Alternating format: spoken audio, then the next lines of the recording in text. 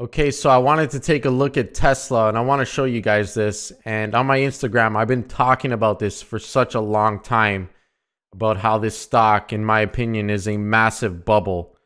Now, let's just go back to when it was at its highs over here.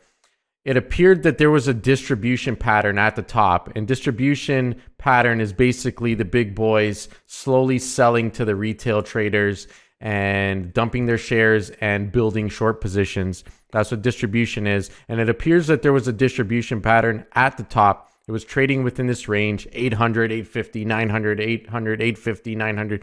It stayed within the 8 to 900 range for several weeks. And every time it would gap up, it would sell off for the most part. And they kept issuing these price targets every day, $1,000, $1,200. They kept coming up with new price targets every day, right at the highs, and then it would gap up and sell off. And in my opinion, I think they were doing that so that they were getting people to buy so that they could sell and go short. Because oddly, if you go back, and I posted a video about this, about market manipulation, the same guys that were saying to buy up here and issuing these ridiculous price targets were also saying to sell back here, back in 2018, 2019, right near the lows, which is absolutely crazy. Wedbush was downgrading it, and they were all saying it was going to go bankrupt and stuff down here. And then up here, they're telling everyone to buy. Nuts. So it appeared like there was a distribution pattern at the top. It broke down, broke the 50-day moving average, had a bit of a double bottom, had that bounce here, thought it was a fake out to the upside, trapped a lot of bears, continued back to the downside. Bulls tried for the double bottom over here, and they did get it temporarily, but now we're headed back to this critical support level. And if this breaks, the next supports are in the mid to low 400s. So if this support breaks, you could be looking at Tesla seeing the 400s again fairly soon.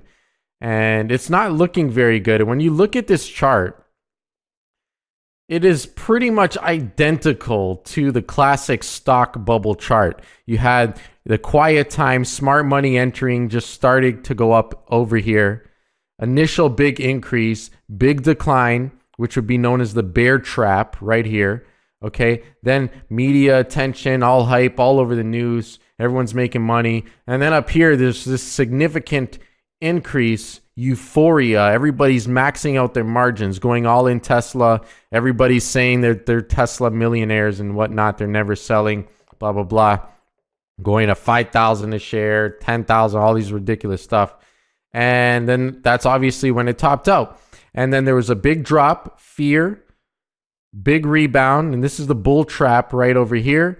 This is the return to normal phase where people think, oh, it's going back to normal. It's going back to the highs. Things are going back.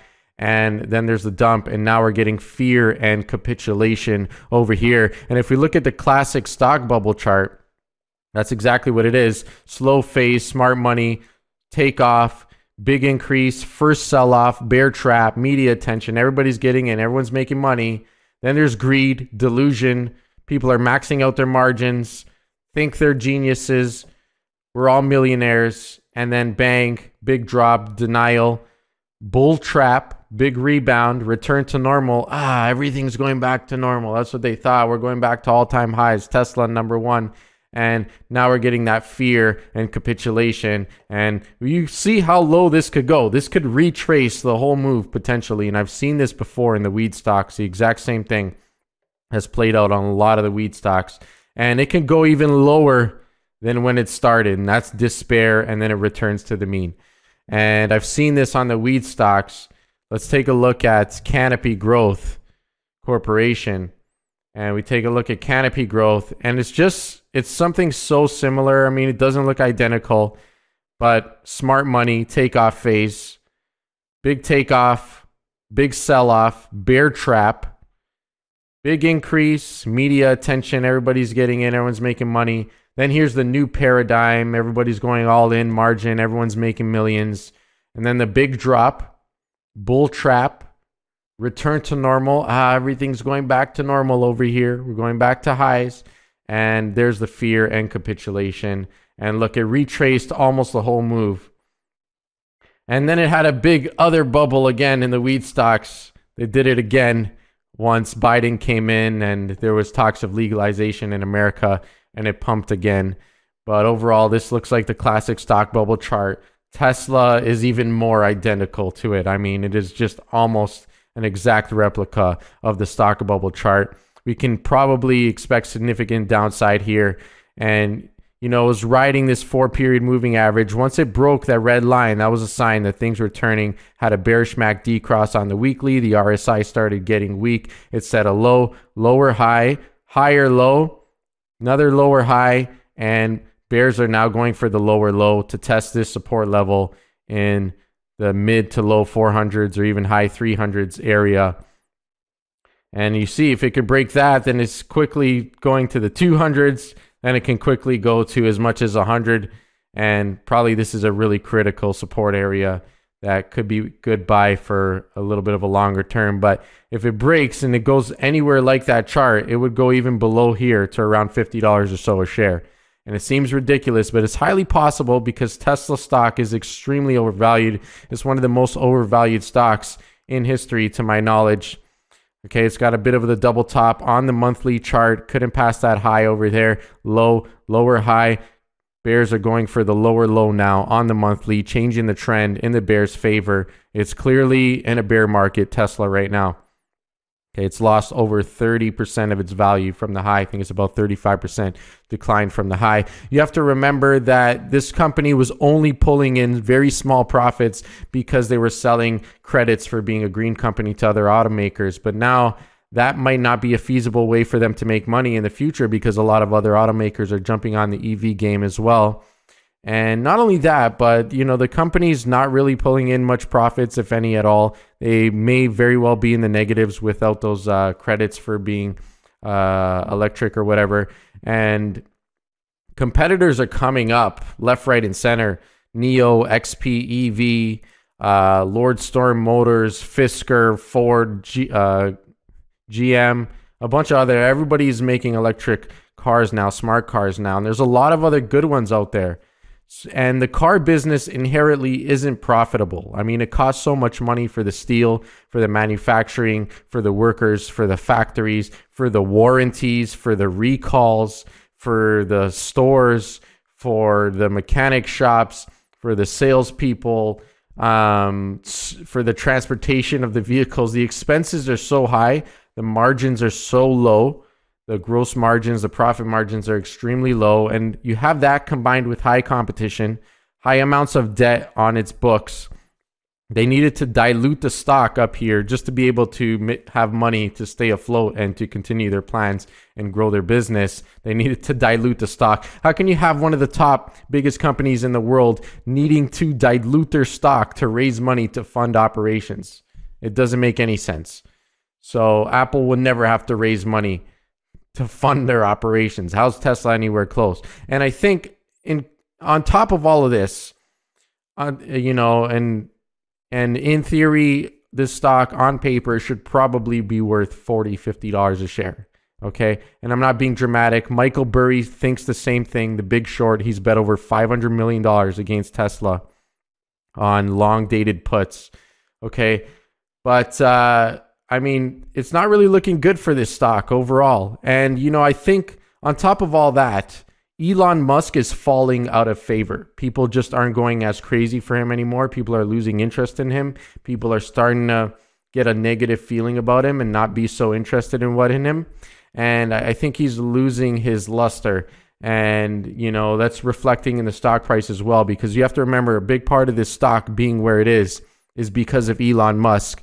And everyone was thinking he's some super genius and whatnot. And now people are starting to think the opposite, I think. So, and we're potentially going for a bearish MACD cross on the monthly. It's already got that bearish MACD cross on the weekly many weeks ago. If you sold just on that, you spared yourself some money. This is a downtrend, not looking good. And to top all that off, looks like we got a bearish head and shoulders on the daily as well. So nothing is looking good for this stock, in my opinion. I think this stock could collapse a lot lower. Michael Burry thinks the same thing. I wouldn't be surprised to see it in the high 300s, low 400s soon, and perhaps even lower. This year, I have a target of around half of what it is now. high 200s, mid 300s. I think it will hit that this year. And in the next coming years, 2-3 years, I wouldn't be surprised to see it go all the way down to what it should probably be worth, which is, in my opinion, down to $50 or so. That's what I think. And you have to remember why they're trying to justify this stock, why it should be so high. They're trying to say it's an energy company, but it's not. They only have chargers for the vehicles, and those chargers don't make a lot of money at all, if anything, because the expenses are high on there to rent all the parking spaces, for the electricity to install them, maintenance, whatnot. Very low margins there, if any. And they're not even able to produce enough batteries to really be selling batteries for power storage either. So I don't know how you could consider them an energy company when they're really not doing much, if anything, with energy at all. And then the robo-taxi thing, I mean, we're yet to see that. That's probably not going to be approved for years, if anything. And they're still working on that, and they're still having issues. There's still accidents. There's people dying and stuff with these auto driving. And while they've improved a lot, I don't think it's ready for mainstream, and I don't think it's going to be ready for mainstream for a while. Elon Musk himself said years ago that it was going to be ready in like 2019. There was going to be a fleet of robo-taxis at Tesla. Now it's 2021, and we're still not even near that point. So, and then again, he said they might not have enough batteries to even supply for their own Cybertrucks and semi-trucks. So I don't know how this stock is sky high. In my opinion, it's a deck of cards. I think it's going significantly lower. I would not want to be invested in the stock. That's my personal opinion. This is not investment advice. You do your own due diligence. Maybe I'm wrong. Maybe it bottoms out here and it skyrockets back to all-time highs and higher. But I have my doubts. And when Cathie Woods tells you it's going to $4,000, $3,000, whatever, and then she's selling that day that she told you to buy, it's a little fishy. And that's exactly what happened. Cathie Woods was saying $4,000 target, and meanwhile, within that same week, she started unloading a lot of shares in her fund. So it's definitely very fishy. I don't like this stock.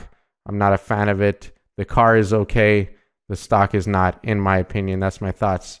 Subscribe, like, share, comment, and check out my course. I'm going to teach you a lot about stocks, a lot about bubbles, a lot about how to make money on the market, a lot about how to trade, technical analysis, and a lot more. It's on sale right now for a limited time. Check it out. Thanks for watching.